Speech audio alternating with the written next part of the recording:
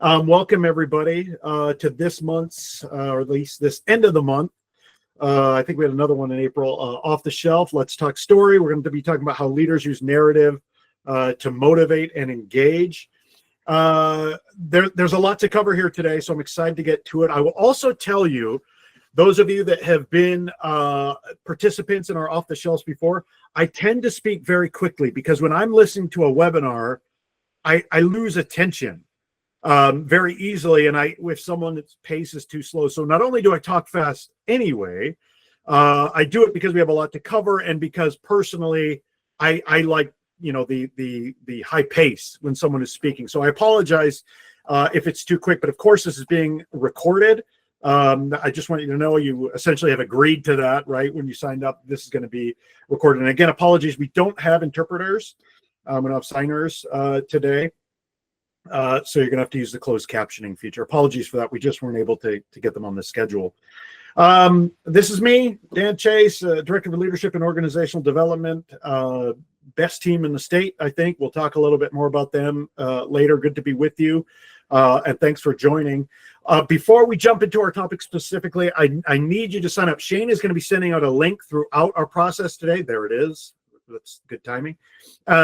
He's going to be sending out a link. Sign up. We're going to be talking about next level leadership. And I won't read this whole thing that Sydney has put together. But one of the most common things we get asked for is, how do you transition from being an employee to a supervisor? Now, what I don't want you to do is say, well, I've been a supervisor for 8 years. I don't need that. Because as we have taught this, a lot of times the requests that we get on this topic come from really experienced supervisors who never got this when they first transitioned to being a supervisor. So really, we're going to be talk about how you go from being an employee to a boss and how you navigate that transition well and really take on this new role. And Sydney has presented this live to a number of different groups and does a really good job with it. So I want you to put this on your calendar for May 28th, because it's going to be a really rewarding webinar. So make sure you clear your calendars for that. Okay. Now let's talk about this weird title called Let's Talk Story. This is a picture taken from this January.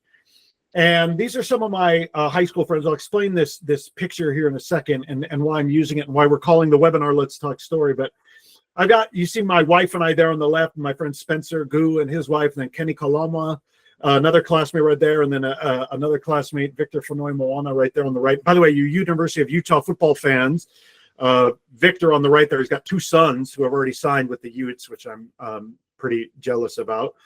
But anyway, I was back home. I grew up in Hawaii, which is a really important part of my identity. We'll talk about that. I love this town that I grew up in, Laie.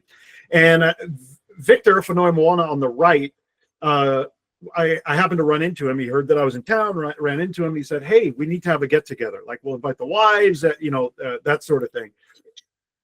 And the phrase that came out of his mouth, those of you who have any experience in Hawaii have heard this before. He said, yeah, we'll just talk story. Okay, we'll just talk story. And what that means in Hawaii is, right, you just shoot the breeze, you shoot the bull. You're just talking, you're catching up, right? You're just having a conversation. But I love the phrasing of let's talk story. And the reason I share this is this. Too often, I have taught leadership development now for like 19 years in the state of Utah or something. And for at least 16 of those years, I've taught storytelling as an important part of leadership. And we used to do a lot of exercises with storytelling. And what would happen is, as I would have people in class come up with stories that they could use as leaders, inevitably there would be someone go, oh, I just don't have any stories. I don't have any stories. And I'd say, well, think about it, blah, blah, blah, try. And then what would happen in the second half of the day, because these were full day classes, without fail, during the breaks, I would go around and hear these people chatting with their colleagues. And what were they doing? Talking story. Okay, they were sharing stories. This is how we communicate. So the reason I share this and the reason we call this Let's Talk Story is because stories are a central part of who we are. And yet too many of us don't employ stories and narrative as leaders. We don't understand how we utilize stories and how we are already sharing stories about who we are. So that's part of what we want to do today and why we've called this Let's Talk Story. So specifically, what we're going to do is we're going to look at how stories help us define ourselves. and understand the world around us, kind of in an anthropological sense. What role do stories play? And why, if I want to be an effective leader, why do I need to understand stories? We'll talk about actual effective crafting of stories so that we do this well as leaders. And finally, as leaders, how can you help others create what's called a narrative identity and to use stories fruitfully, effectively? Those are the things that we're going to talk about. So first and foremost, what I will tell you, and you can tell kind of by the title of this slide, this section that we're going to talk about, I hope you will bear with me. This is probably, of all the webinars, and I've been doing webinars now off the shelf since 2020, but I've been doing webinars since before then, right? Since like 2015, 2016, something like that. This, I think, is going to be the most personal and the most vulnerable. And I hope you'll allow me to do that without thinking that I don't want it to seem like it's self-indulgent. So I'll ask for your patience in that regard, because stories, if we're using them the right way as leaders, they are personal and they help us define who we are. Emily Esfahani Smith, who wrote a really great book called The Power of Meaning, says here, storytelling impulses emerges from a deep-seated need of all humans that we share this, right? It's how we make sense of the world. So even, and I'm a religious person, right? But the great religions of the world, whether it's our cultural stories that are passed down, our family stories, this is how we make sense of a sometimes intimidating and awe-inspiring world. We do it through story, through narrative, through myth, right? That's how we use stories. Similarly, an anthropologist here, Mary Catherine Bateson, storytelling is fundamental to the search for meaning. We use stories to help us find meaning, right? Whether it's about creation, like I said, with religion or mythological stories, or even if we want to just make sense of our own early choices, make sense of who we are based on our upbringing in particular, or formative experiences that we've had. Now, this is where I told you it's going to be a little bit personal. This is back in January. This is the cemetery in Laie, Hawaii. And what you see there, when I was a junior in high school, the picture on the left is a picture of Joseph Hanneman, who was a dear friend of mine. And those of you, by the way, who like Seven Brothers, the burger place, his extended family, the Hannemans, are the ones that started Seven Brothers. But he was killed in a car accident in late September of my junior year. And this is the first time I had lost someone my age. I'd lost grandparents, but I wasn't really that close to them. And this was a real shock to the community. The Hannemans were and still are a beloved family. Then on the right, 11 months later, that's the grave of one of my best friends. My best friend, there were like 3 or 4 of us, Jeff Henderson, who had moved to Hawaii. And this was 2 days before the start of my senior year of high school. I was supposed to be in the car. He had just gotten his license. He was a grade younger.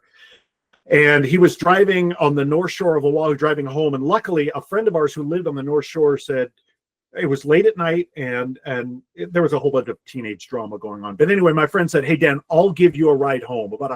It's about a 25-minute drive. And he said, "Dan, I'll give you a ride home." Because Jeff, my buddy, who you see his tombstone there, he had to get home. Maybe unsurprisingly, Jeff, he was flying home on like a 35-mile-an-hour road. He was going 70 and he hit where sprinklers at Turtle Bay Hilton, this resort on the golf course, the sprinklers had hit the road. There was a dip and his car spun out and another car came and T-boned him. And he was killed. He was thrown from the car. He was killed. Well, my buddy who gave me a ride home, who really knew cars, we were driving home and we saw this accident. We didn't know who it was, but he said, "Hey, Dan, that looks like a Mazda 626, which is the car Jeff was driving." I was like, "What? What are you talking about?" So we started getting really nervous. And he said, "Tell you what, I'll drop you off. We'll swing by Jeff's house. And if his car's not there, I'll come back and get you." So I get home and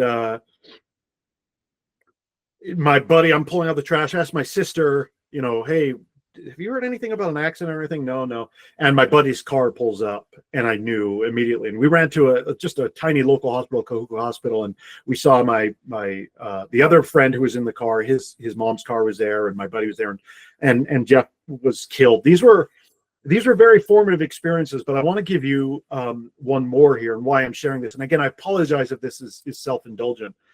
This is the tombstone. This is my dad's grave. So you can see it's just about 10 yards where Jeff's grave is back here.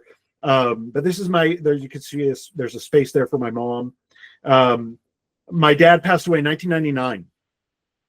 But my dad, so when this happened in 1994, when Jeff Henderson was killed, my dad was getting cancer treatment at the University of Utah Hospital. So it was 2 days before my senior year. And for 6 months, my mom and dad were living in Utah, away from us. And so when Jeff Henderson died, one of the best pieces of advice that I got, I remember my parents were calling, was, 2 a.m. in Utah or something. And my dad said, he said, "Hey, you need to make sure, Dad, you're taking care of the Hendersons." He's like, "You need to remember,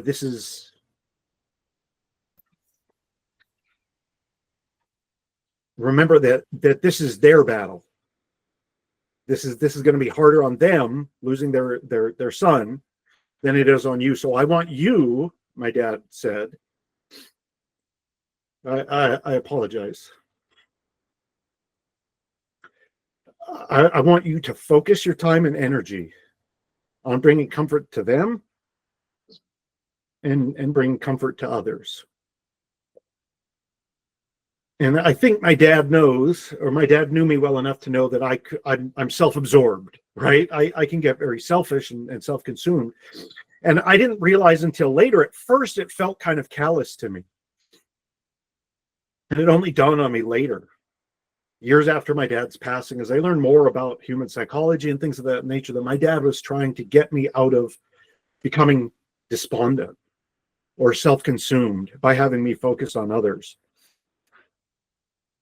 And this lesson has stayed with me as a leader. I am still self-absorbed. I'm still self-consumed, but I still remember this example, that when we focus on others, we are genuinely happier. And by the way, this isn't a Sunday school lesson. The social scientific evidence for this is overwhelming.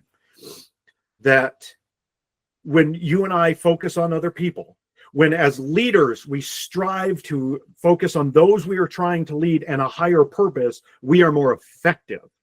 We are better at our jobs. And this is a lesson. This is what I mean. This is a story that has defined a career for me now at this point, in trying to help leaders become more focused on others, simply because I had, as many of you have had, these tragic, difficult experiences very often in our youth. But I'm so grateful for a wise father, who was even in the midst, by the way, of his own. He has this terminal illness. He's away. He and my mom are away from their family for 6 months.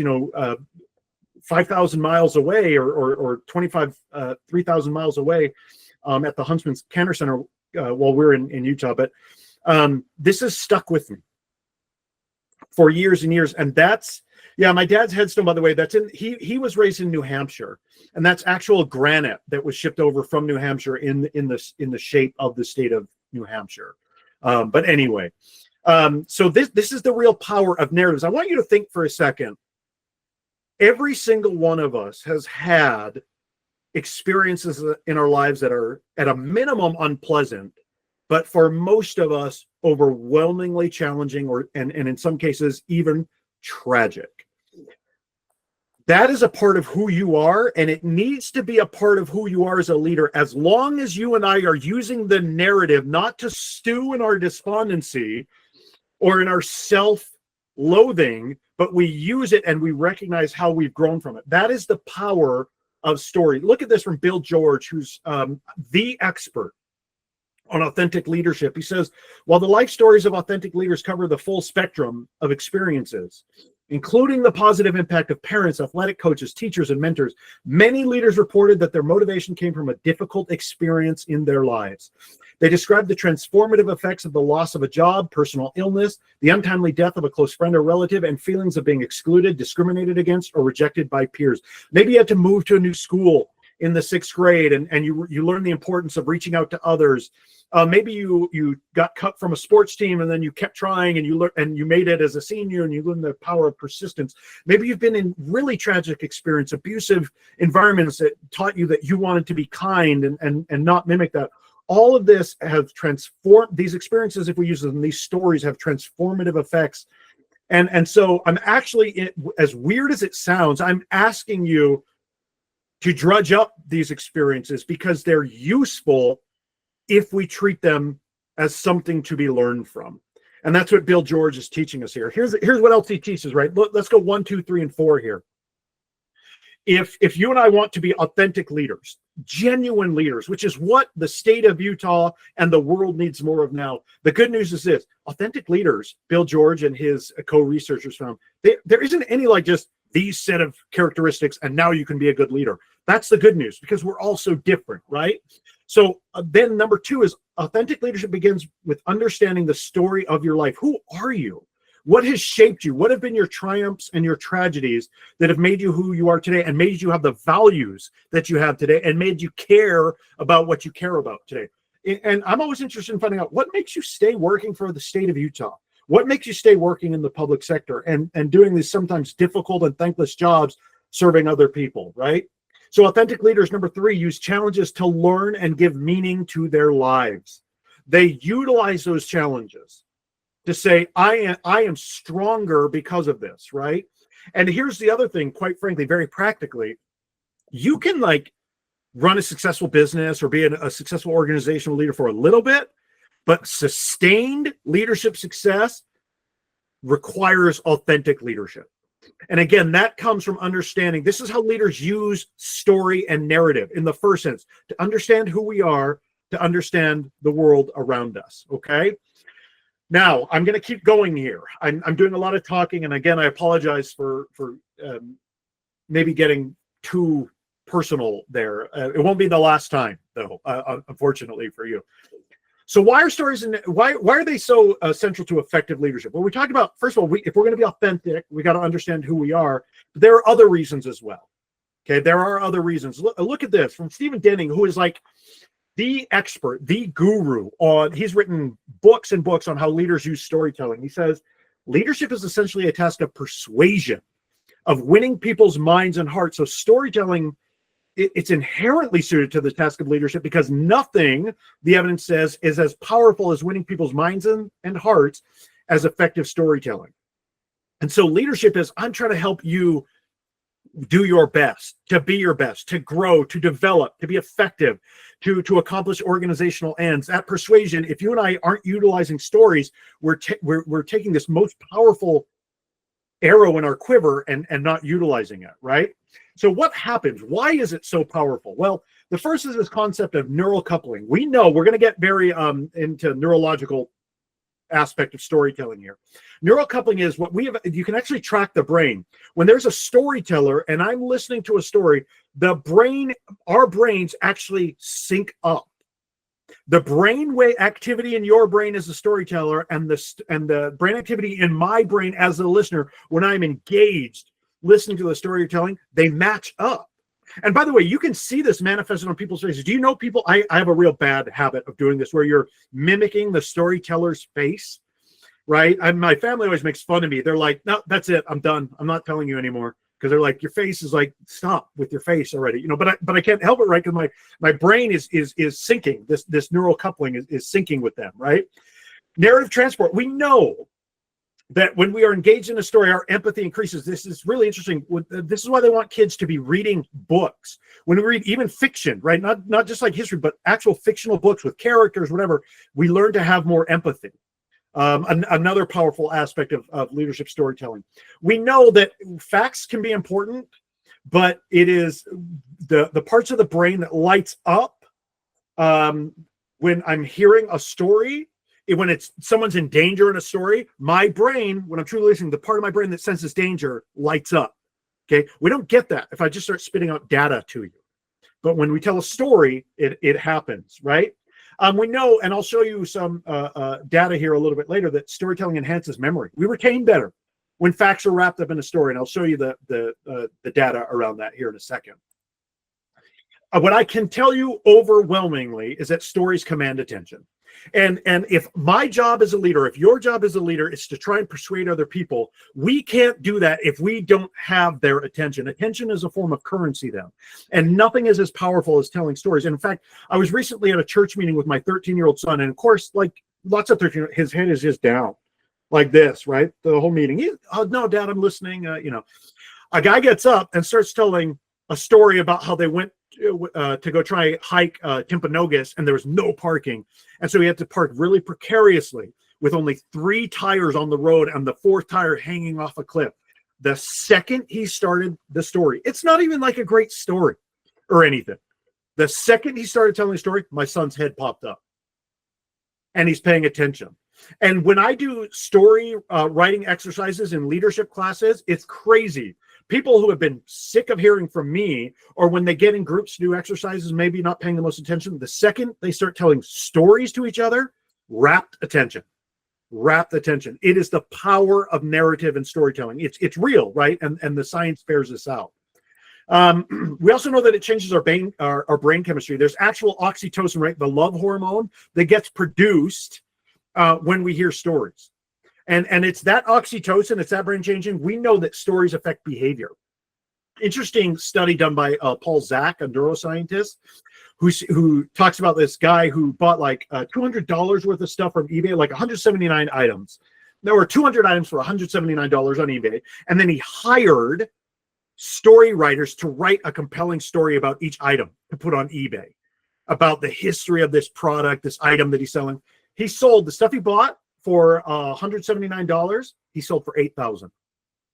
He sold for $8,000 on eBay, because once there was that story behind it by these writers, they were like, oh, people like, yeah, that's compelling. I got to have that. So when you and I are trying to drive people, trying to persuade people to action as leaders, storytelling is the most compelling way to do this, right?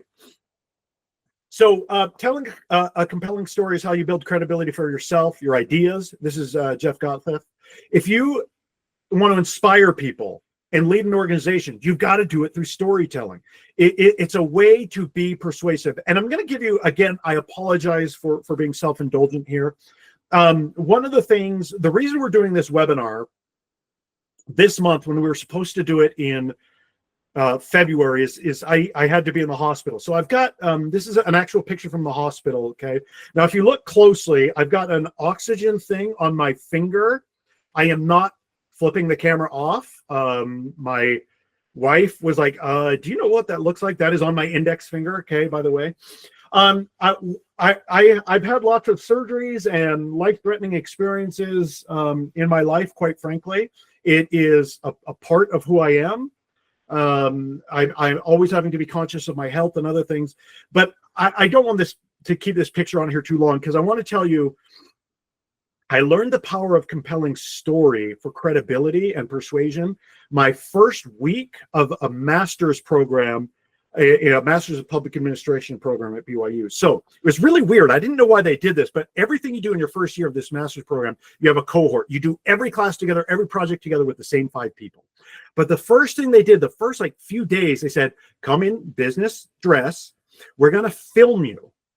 And you're going to have to make an argument. There's this public issue, a case study they're going to give us, and we're going to film you and try and persuade the others as to why this city, this fictional city, should spend money on this versus this versus this. Well, the one that I got was I had to persuade them that the best way to spend this funding that the city had was on a hospital.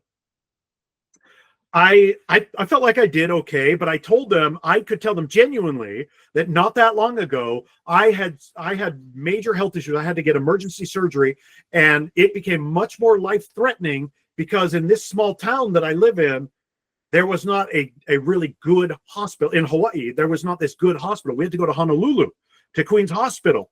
And so my situation became very life-threatening. Well, guess who won the argument? Like, guess who won that case study with me and my team? They're like, holy crap, we're not gonna say, nah, who cares, Dan? We're voting against you, right? But once we got that, because there was this real story behind it where I say, look, I can tell you what in flesh and blood terms why this matters more than the city creating a rec center, as valuable as that might be, or splitting the school, or whatever else the case studies brought. So when you and I are trying to lead teams, lead an organization, I promise you, stories are really critical for our credibility, okay? In fact, I told you, I give you the stats on this. This is as far back. To be honest with you, I didn't know we were studying in a psychological sense storytelling this far back. But 1969, we're 7 times more likely to remember a fact when it's wrapped in a story. You want people to remember data? Put it in a story. Put it in a story. It doesn't have to be made up, and it doesn't have to be the most compelling story people have ever heard in their lives. But when you have example around it, you and I become much more effective as leaders, okay? So what are ways that we can collect and craft stories that'll resonate with others? In other words, some of you on this webinar right now are going, I'm not good at this, right? Or if you were in the training where we teach leadership storytelling, some of you go, you would be those people, right? That say, I don't have any stories. Well, let's talk about how we do this really effectively then, okay? Stephen Denning again, who again, I said is the guru on this. The choice for leaders in business and organizations is not whether to be involved in storytelling. They can hardly do otherwise, right? But whether to use storytelling unwittingly and clumsily or intelligently and skillfully. So how do you and I do this intentionally? We want to talk about how we become really effective storytellers. So this is really where I want you to pay attention, because this is where the rubber is going to meet the road, okay, on how you and I become more effective. So first, what is a story? When we say a story, what do we mean? Well, let's take, because I've seen this movie now like ad nauseum, and it is so much better than the second one. I was reminded yesterday, I was doing a training and someone said their favorite movie of all time was the movie Moana. So like, let's take Moana. In Moana, there's a character, right? In your stories, generally, you're the character. Well, what happens? This is really simple, right? There's a challenge. There's an obstacle. There's some sort of conflict that happens.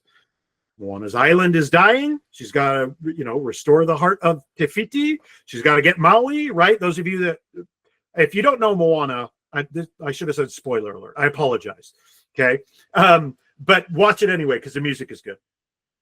So there's this challenge, right? And then our hero, the character, has to make a choice. Do I shrink from this challenge? Do I rise to the challenge? What's my strategy for overcoming this conflict, right? This is every story in the history of mankind. Some are more complex, right, than this, but ultimately they follow the same pattern. And then finally there's an outcome, and there's some moral to the story.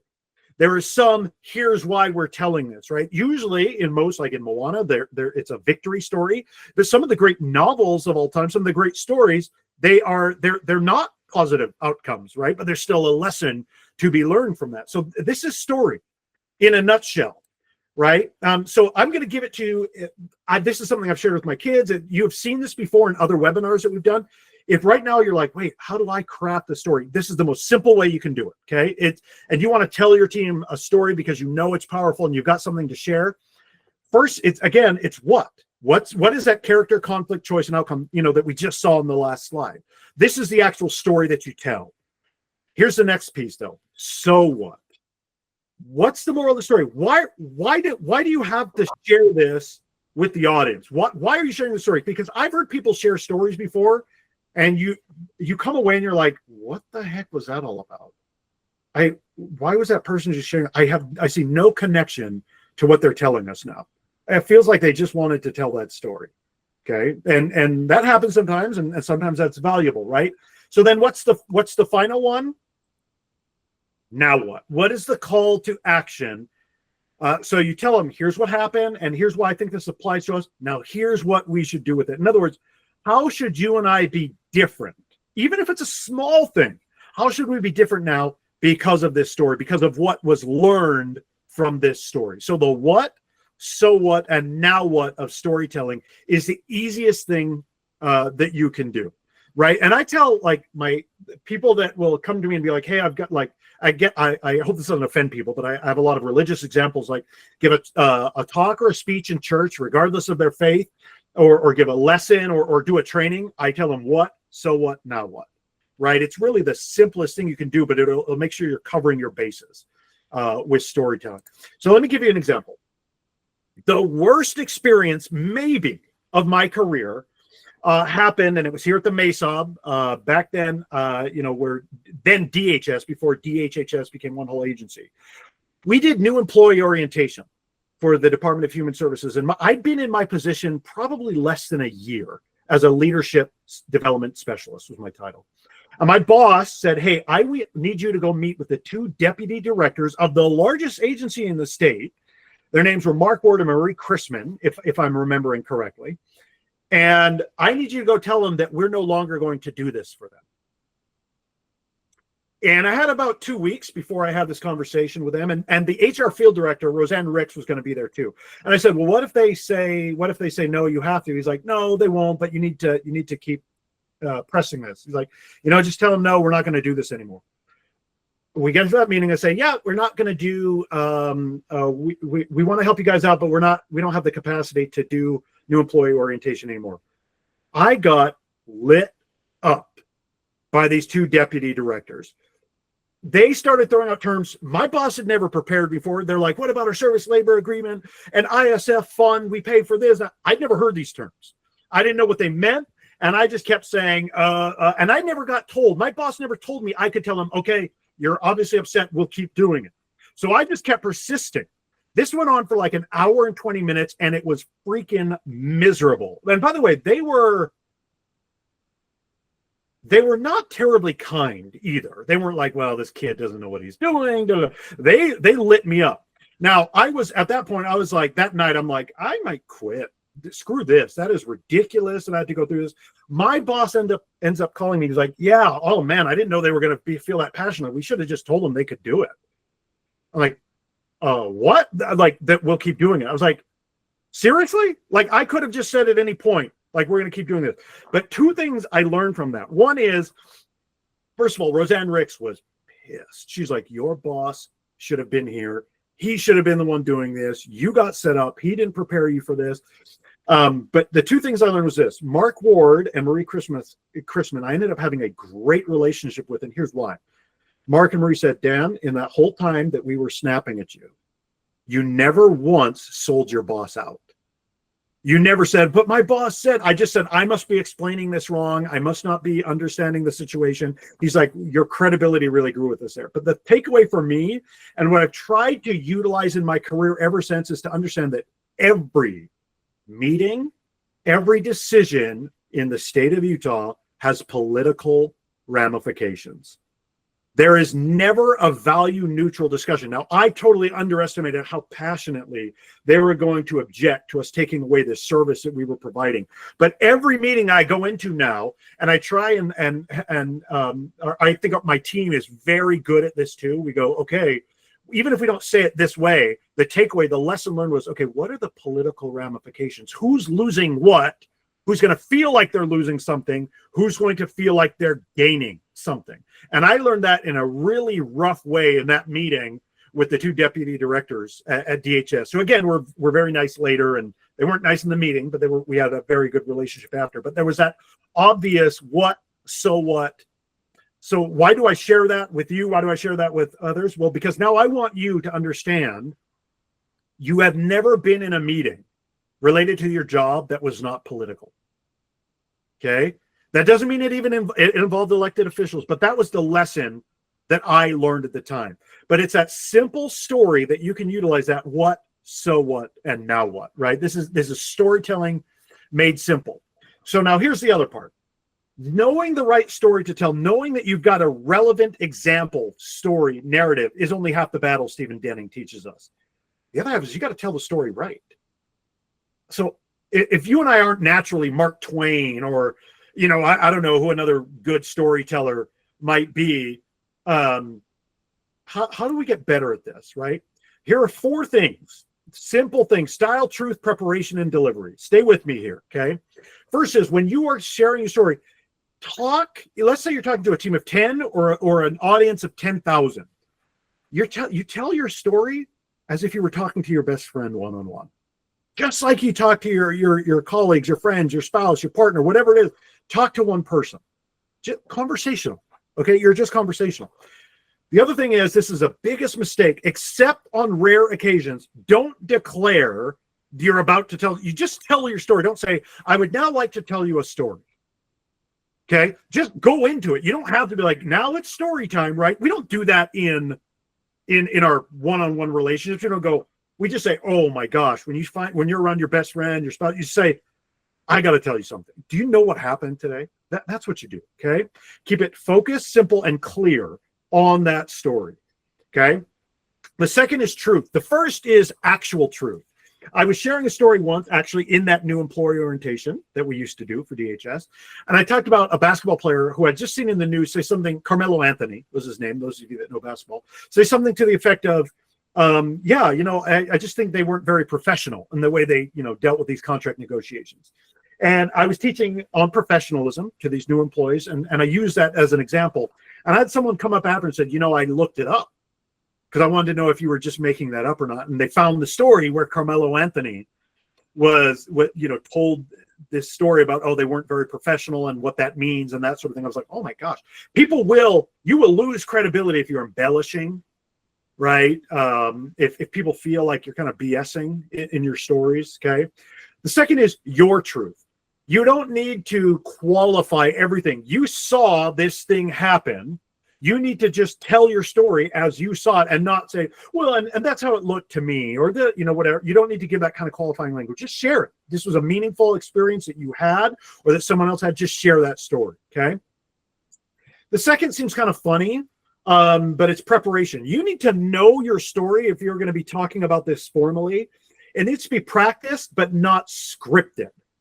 You need to know why you're sharing it. You need to have maybe even shared the story before, but it cannot be once upon a time that, it can't be scripted like that. And stick to the design. You know this story in your mind. Don't go off on these tangents and other things. I've kind of got a problem with that. But that's the preparation. And then finally, the delivery. Here's a part where some of you have struggled. Remember that storytelling, especially when you're doing it for a reason, in a leadership role, it is performance. That does not mean it's inauthentic.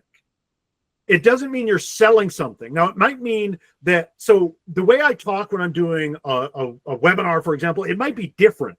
Or when I'm doing a training, I actually tend to be more open and sharing than I am in one-on-one dynamics. And so in that sense, it's kind of performance, but it's not fake. It's not inauthentic, right? Then you got to know your audience. Why are you sharing this story with them? Why are you sharing this with people, right? And you got to know if it's going to connect with them or not. The WIIFM you've heard before is your audience is always asking, what's in it for me? Why am I paying attention? Even though this is my boss right now, why? Because there's lots of times when we're in meetings and you're not getting people's full attention, right? So you want that full attention. If you're going to be persuasive, if you're going to be effective, you want that full. They're asking themselves, why am I going to give them this? Why would I give her this full time and attention right now? Okay, so that's the delivery. Now, some quick pitfalls to avoid when you are sharing stories. Does anybody know who this? Put this in the chat if you know who this is.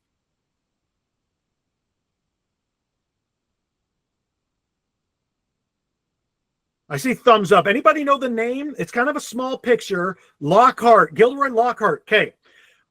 Yeah, okay. Maybe more than a few of you know. Not bad. So I my kids listened with my wife to all the Harry Potter books recently. It's funny because I was the one that's like, you guys, you should listen to Harry Potter. Yes, it is Kenneth Branagh too, Becky, the actor. But in February, we went to Universal Studios because they have the Harry Potter thing there. I'd never done anything with it. I hadn't listened to it, read anything. They listened to the first book on the way. We're driving to California. And I was like, I'll be honest with you. I was like, holy crap, this is good. This is so freaking good. And then we get to Universal Studios and the place, I'm like, they have the Hogwarts castle and you walk through Hogsmeade. I was like, I'm going to go home and read this. Oh my gosh. And I have been since February, I'm in the last book right now. I've been kind of obsessed. But those of you that know, those of you that don't know, I'll tell you, Gilderoy Lockhart, I think J.K. Rowling has these characters, Umbridge, others, where she just like hits the nail on the head, where it's really amazing, these characters have, and people like Gilderoy Lockhart. But remember what he did, what he's famous for is he had all these amazing stories in these books that weren't his. Right? They were BS. They were all there to puff himself up and to make himself just seem awesome, right? That's part of the pitfalls that don't be Gilderoy Lockhart. So first and foremost, there are times where it's very appropriate for you and I to share our triumph stories, but it should always be with humility. And it should always be humble, right? I learned this habit. You want to turn people off and lose credibility. You tell a story where I'm like, that's just a story about how awesome you are. Honestly, that's what people are going to come away with. Also, avoid manipulation. And this is why I apologize for maybe being too personal with this. I didn't want you to feel like I was trying to be manipulative here. I'll share with you one quick example. Again, I apologize. I don't think this should bother you, but these are religious examples. I served a mission for the LDS Church, and I had a missionary companion. This was in Dallas, Texas.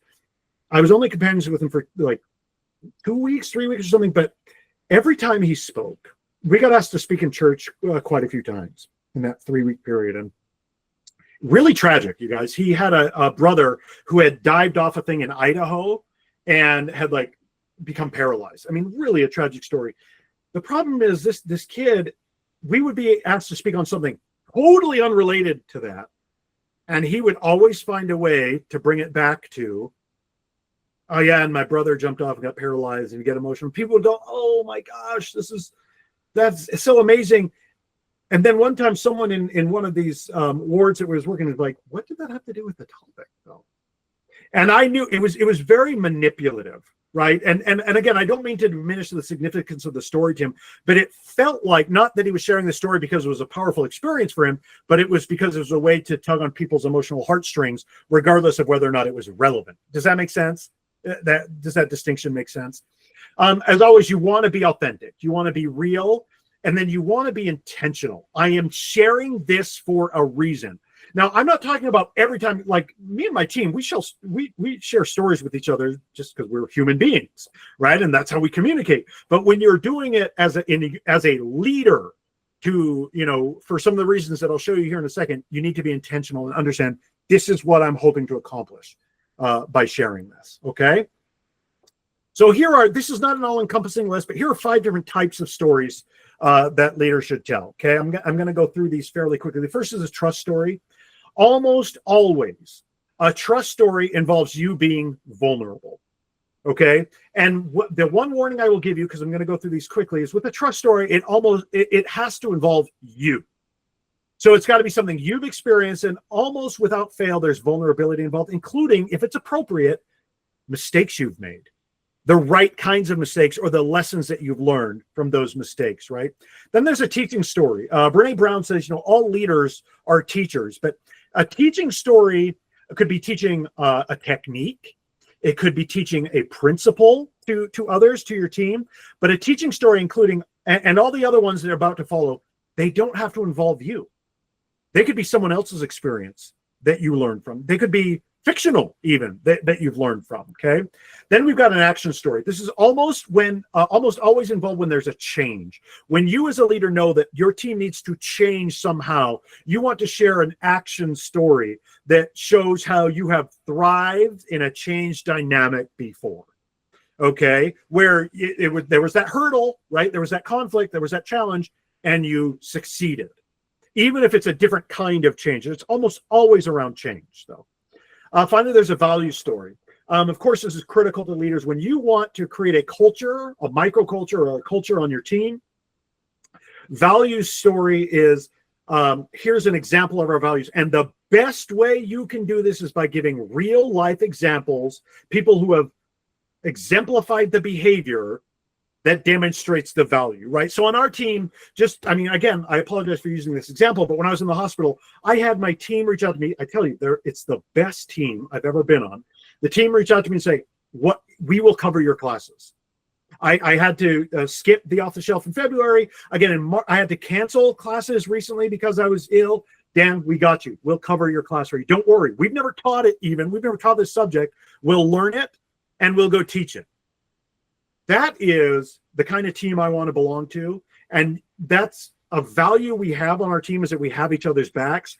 And my team demonstrates that every week, that we have each other's backs. And I learned it personally because they came to my rescue when I was having some health challenges earlier in the year, right? Really, really just remarkable. That's how we communicate values. And then finally, future-oriented it's a vision story, right? Some of the most compelling things we've ever heard, right? Judge a man not by the color of his skin, but by the content of his character, right? We're going to put a man on the moon, whatever. Vision stories are future-oriented. I want you to see the future of what we look like as a team, and I'm going to describe it for you. Or here's an example of another team I've seen. I want us to be like that, and I'm going to share that story. right? So again, you can think of others, but these are like 5 leadership stories that are worthwhile for you and me to know, and especially as we're intentional in our storytelling. Where does it fit? What category does it fit into? Okay. And finally, our last section here. How can you help others to employ stories and create what we're going to call a term maybe we've never heard before, a narrative identity? How can we get them to understand how to utilize stories so that they can become the best version of themselves, right? So in one sense, first and foremost, we got a lot. You're going to have a lot of your people who say, I don't have any stories, that sort of thing. In one sense, telling a story is simply giving an example. In its most simple form, here's something you're trying to communicate, give an example of it. And that's a story, right? That's a story. So where do you go for source material? Where can you get stories? Well, here's a list. The first and most important is your life experiences. Or if you're trying to help your team adopt this narrative identity, what are their life experiences?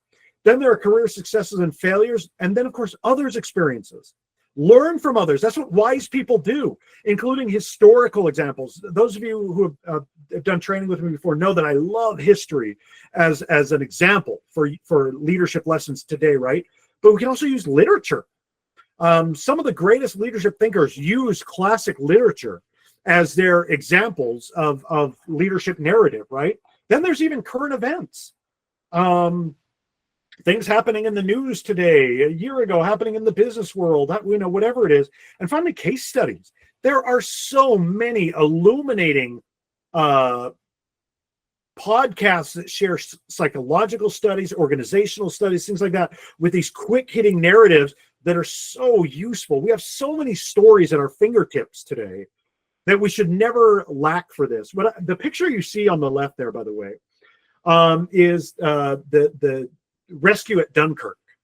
And the reason I share this is when COVID hit. Now, some of you will be cynical about this, and I accept that. Remember, COVID's really interesting because COVID really unified the country, and then it quickly massively divided the country, right? Depending on your opinions about COVID. But we had to do a training. All our time became about helping the local departments of health and our own Department of Health get contact tracers, right? We had to train these people on how to do these health tests that none of us had ever done. And it dawned on me, I said, this is your Dunkirk moment. So the Dunkirk in 1940, World War II, the French were moving the British troops, or the Germans were moving the British troops off the French coast. And they didn't have enough, the British didn't have enough boats to come and get these thousands, tens of thousands of British soldiers. So they called citizens. They asked for citizen boats, civilian boats, to cross the English Channel and to come and rescue these British troops. Some of you have seen the movie Dunkirk. It is inspiring, and it actually happened. And I said, this is a Dunkirk. This is our Dunkirk moment where you and I, who have not trained to do this, but we got a chance now to go rescue people. Now I realize I've had some people say, like, well, that's a little dramatic, but I had two colleagues call me after that meeting and say, we were in tears when you brought that up. And it's not because I'm some great storyteller, but it's because they saw the relevance, right? So this thing that happened in 1940 in World War II, they could connect it. All of us were feeling traumatized at the time. COVID was new. We'd just gone through a freaking earthquake, right? And we're all just like, okay, maybe this is our Dunkirk moment, right? So there's no shortage of examples, okay? So finally, Dan McAdams, who's a psychologist at Northwestern, says narrative identity, this term I want us to adopt, is an internalized story you create about yourself, a personal myth, as one writer puts it, about who we are deep down, where we come from, how we got this way, and what it all means. Going back to what I was saying at the beginning, leaders use their histories, their personal histories, to help them make sense of who they are today. Now, here's the tricky part, and I want to be very sensitive about this because there are people who have gone through some really crappy things in their lives.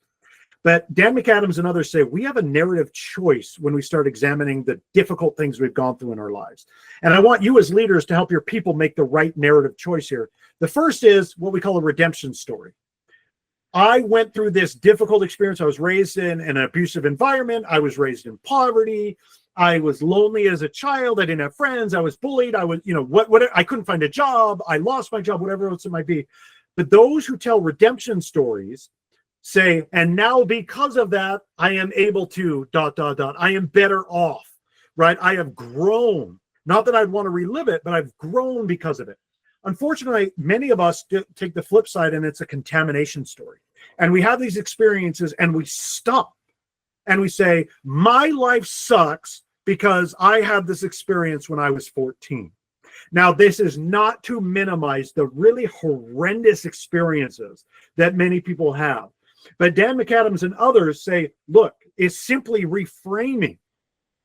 Can we take our life stories as leaders and say, here's the difficult thing we're going through? And think about this, you guys, as we go through organizational changes, something as benign as organizational changes that we don't like, return to work, or other things that happen in our organizations where we have no choice over it. We can help our people to make a redemption story out of it, that we're going to thrive in spite of it, or we can sulk and humor the contamination stories. We need to help. We need to adopt, and we need to help them adopt these redemption stories, because that's when these stories become really useful to us. Here's how I've grown because of it. Here's how I know you and we can grow because of this, right? And here's look, it's a trite example. I won't read this to you, but it's the story you've all heard before about the two twin brothers, right? One's they had an alcoholic father, and one's really successful, and one's an alcoholic himself. And when they said, someone asked them, why are you the way you are? They both responded the same and said, well, my father was an alcoholic.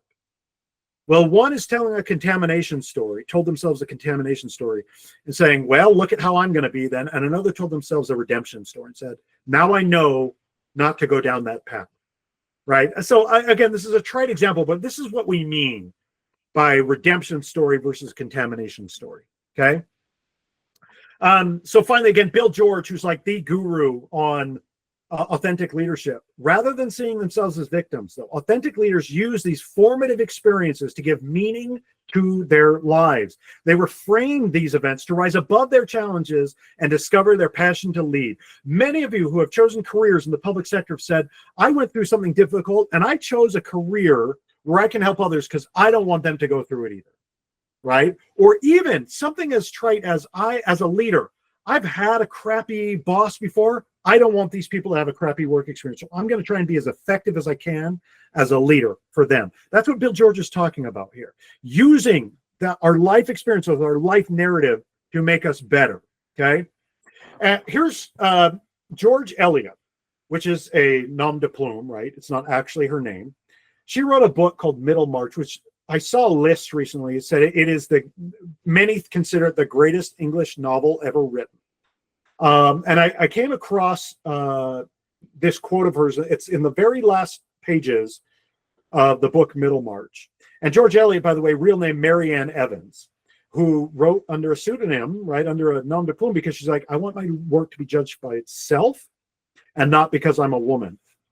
And again, I'm going back to my dad here. This is personal to me because my dad's dissertation years and years ago was on George Eliot, actually. He wrote it on George Eliot. But listen to the power of what she writes here. The growing good of the world is partly dependent on unhistoric acts, and that things are not so ill with you and me as they might have been is half owing to the number who lived faithfully a hidden life and rest in unvisited tombs. One of the biggest challenges I see with leaders, and I will tell you this, I've struggled with this myself, is I have sometimes shared the stage when I'm out doing trainings or speaking or other things with people who have been in wars, professional athletes, Olympian medalists, things like that. And I'm like, I work for DHRM. I've never been an astronaut. I didn't cure cancer. I didn't, but the truth of the matter is every single one of us on this call and every single one of the people that you lead has their life has had powerful experiences. And the good that exists in the world, Mary Ann Evans, George Eliot is telling us here, is because of these people who it seems like maybe we don't go and visit their tomb like we do famous people, Lincoln's tomb or Washington's tomb or, whomever else it might be. But it's because of these people that seem unheralded that the world is as good as it is. And I would make the argument working for the state of Utah is as good an experience as it is because of people like you who, without fanfare, without fame, and certainly without riches, say, I'm going to try and make a difference. Every single one of your people have had victories. They've had struggles. They've had trials. I've worked with too many leaders who in the middle of class say, I don't have any stories. Of course you do. Of course you do. And of course you've made a difference in people's lives. And of course that you have experiences that others can learn from.